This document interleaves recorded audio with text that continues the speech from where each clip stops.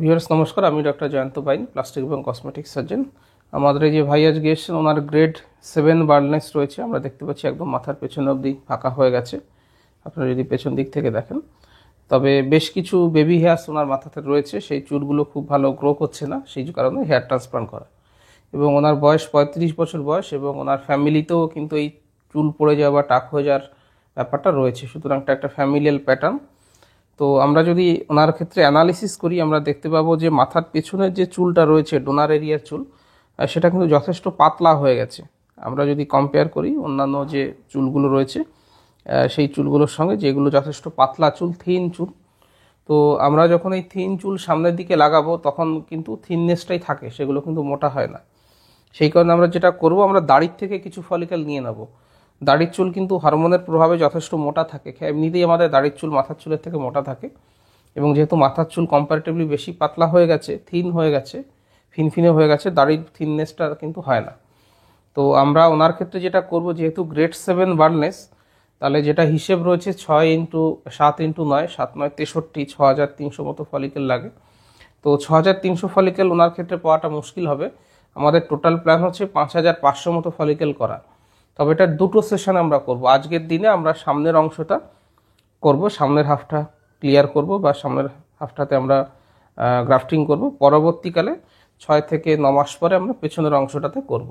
এইভাবে দুটো পার্টে করলে পরে গ্রাফটের সংখ্যা যেমন বেশি পাওয়া যায়, ভালোভাবে কাজ করা যায়, এবং যে গ্রাফটগুলো বসানো হলো সেগুলো যত্ন সহকারে বসানো যায়, যাতে সেগুলোকে তো উঠতে হবে, সুতরাং একটা প্রপার কেয়ার যত কম সংখ্যক গ্রাফট করা যায় তাদের ক্ষেত্রে নেওয়াটা বেশি পসিবল হয়। আর একটা ব্যাপার হচ্ছে, যেহেতু ওনার অনেকটা এরিয়া কভার করতে হবে সামনে থেকে পেছন অবধি, আমরা যেটা করব, হেয়ার লাইনটা, এবং ওনার বয়স 30 ক্রস করে গেছে, একটু পিছিয়ে করা। হেয়ার লাইন যত সামনে আনবো তত আপনার খালি হওয়া এরিয়াটা বেড়ে যাবে, যত পিছিয়ে যাব তত এরিয়াটা কম হবে, ফলে ডেন্সিটিটা একটু বাড়ানো যায়। আর ডেন্সিটি নিয়ে যেটা বলার, সেটা হচ্ছে যে হেয়ারের যে ডেন্সিটি হয় সেটা কিন্তু ন্যাচারাল ডেন্সিটি নয়। ন্যাচারাল ডেন্সিটি 80-র কাছাকাছি থাকে, 80 থেকে 100, 110 মতো থাকে। আমরা আর্টিফিশিয়ালি বা সার্জারির মাধ্যমে যখন ডেন্সিটি দিই, সেটা ম্যাক্সিমাম 45 দেওয়া যায়। তার বেশি ডেন্সিটি করতে গেলে ইউজুয়ালি স্কিন খারাপ হয়ে যায়, যে স্কিনগুলো এত ফুটো ফুটো হয় যে সেগুলো পচে যেতে পারে, তো সেই একটা ভয় থাকে। সেই কারণে 40-45-এর বেশি ডেন্সিটি ফ্রন্টাল জোনে দেওয়া হয় না। সুতরাং ন্যাচারাল যেরকম উনি যদি মনে করেন আগে যেমন ছিল সেরকম ব্যাপারটা দাঁড়াবে, ততটা হাই ডেন্সিটি কিন্তু হবে না। তবে এখন যে মাথায় টাক পড়ে গেছে মনে হচ্ছে, সেটা যতদূর কম করা যায়। তাহলে চলুন মার্কিং দিয়ে আমরা শুরু করি। তো আমরা এই ভাইয়ের অলরেডি ন্যাজিয়ানটা মার্ক করেছি, হ্যাঁ, যেখানে দুটো ব্রু মিট করে। এরপরে 3টে টেকনিক আছে হেয়ার লাইন দেখার, সেটা হচ্ছে এই ফ্রন্টাল বোনের যে উঁচুটা এবং প্যারাইটাল বোন, এই দুটো যেখানে মিট করছে মোটামুটি এই এরিয়াটা।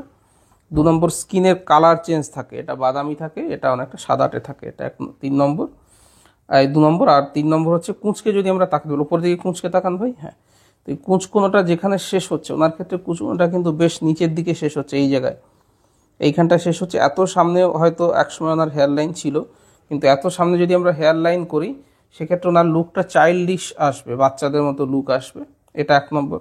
2 নম্বর, আমাদের এরিয়াটা অনেকটা বেড়ে যাচ্ছে, যত এরিয়া বাড়ছে তত বেশি সংখ্যক গ্রাফট লাগে, বিশেষ করে সামনের দিকে আরও বেশি গ্রাফটের দরকার পড়ে। সুতরাং আমরা ওনার হেয়ার লাইনটাকে পিছিয়ে যাবো। আমরা যেটা অ্যাকচুয়ালি করব, ওনার সমস্ত চুল কিন্তু পড়ে যায়নি, চকচকে টাক একেবারে হয়নি, ছোট ছোট সরু সরু লোম এখনও রয়েছে, লোমের মতো চুল। সেই চুলগুলোকেই আমরা চেষ্টা করব ফলো করতে, এবং যেটা ওনার কুঁচকোনো দাগ আছে সেটাকে প্যারালালি যেতে। এবার একটু কুঁচকে নিন ভাই, উপরের দিকে কুঁচকে নিন, এই এরিয়াটাতে মার্ক করব।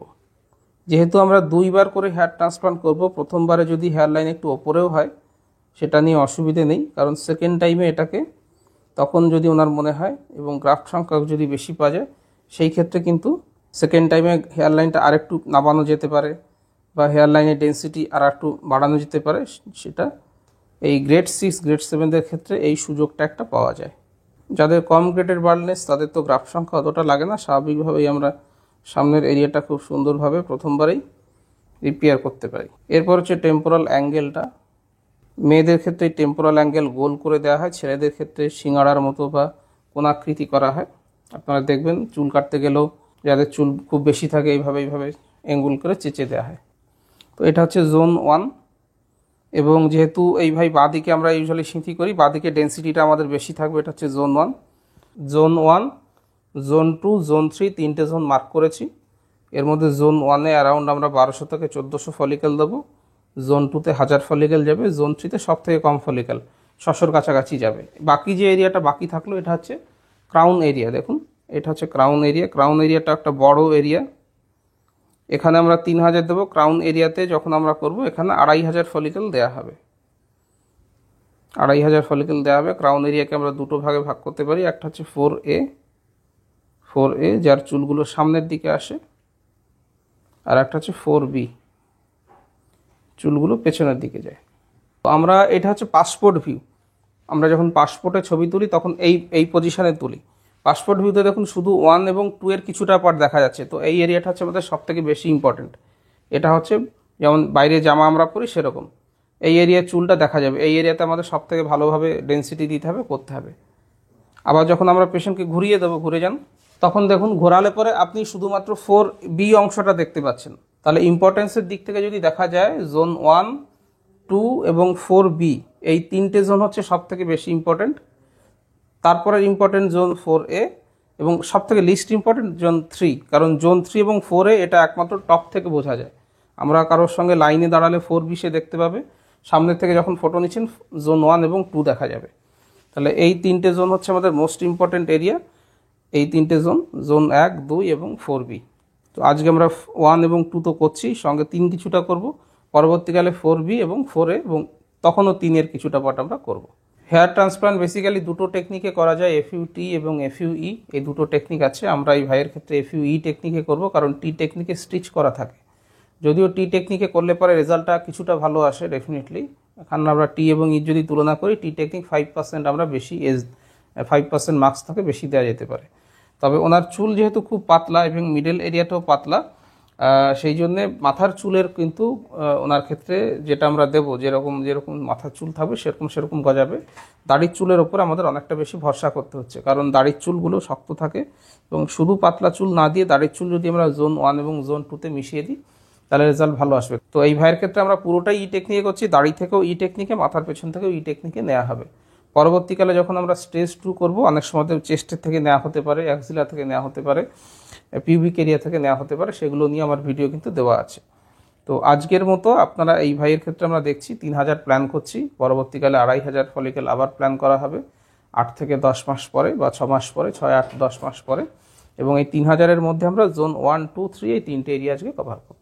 তো হেয়ার ট্রান্সপ্লান্টের ওনার ক্ষেত্রে ডিসকাশন, যে ওনার ক্ষেত্রে কতগুলো গ্রাফ নিচ্ছি, কেন নিচ্ছি, কোন এরিয়া করব, কেমন রেজাল্ট আসবে, সেটা নিয়ে ডিসকাশন করলাম। এবারে ট্রান্সপ্লান্ট কী করে করা হয় সেটার ভিডিও নিশ্চয়ই আপনারা দেখবেন, আমার ইউটিউব চ্যানেলে দেওয়া রয়েছে। কীভাবে আমরা স্ট্রিপ তুলি, কীভাবে গ্রাফট তোলা হয়, কীভাবে ফুটো করা হয়, কীভাবে বসানো হয়, এবং 1 মাস পরে কেমন দেখায়, 3 মাস পরে কেমন দেখায়, 6 মাস পরে কেমন দেখায়, সেই ভিডিও দেওয়া আছে, নিশ্চয়ই আপনারা দেখে নেবেন। ভিডিওটা ভালো লাগলে কমেন্ট করবেন কমেন্ট বক্সে এসে। আর যদি কোয়ারি থাকে নিচে হোয়াটসঅ্যাপ রয়েছে, সেখানে মাথার ফটো পাঠিয়ে দিলে পরে আমি দেখে কোন গ্রেডেড বার্ডলেস কত খরচ হবে সমস্ত ডিটেলস বলে দেবো। ভিডিওটা ভালো লাগলে লাইক করবেন, শেয়ার করবেন, চ্যানেলটা সাবস্ক্রাইব করবেন। ভিডিওটা দেখার জন্য ধন্যবাদ, নমস্কার।